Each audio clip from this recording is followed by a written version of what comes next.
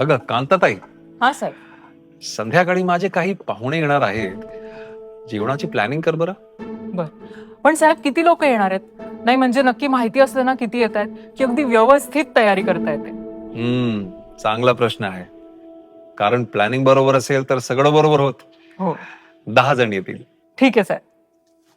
अगं ऐक कांताताई, हा साहेब. तू देशाच्या प्लॅनिंग मध्ये पण मदत करू शकतेस. मी?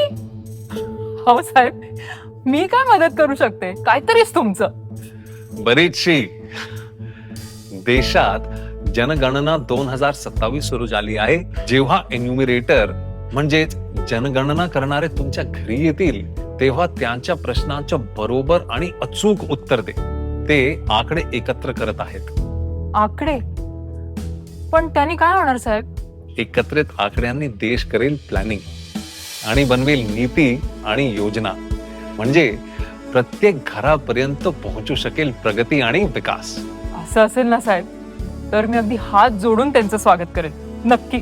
जेव्हा एन्युमिरेटर तुमच्या आणि तुमच्या घरी येतील तेव्हा त्यांचं स्वागत करा.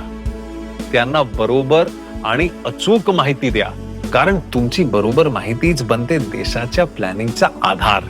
चला, आपली जबाबदारी पार पडूया. जनगणनेत सहभागी होऊया. आपली जनगणना, आपला विकास.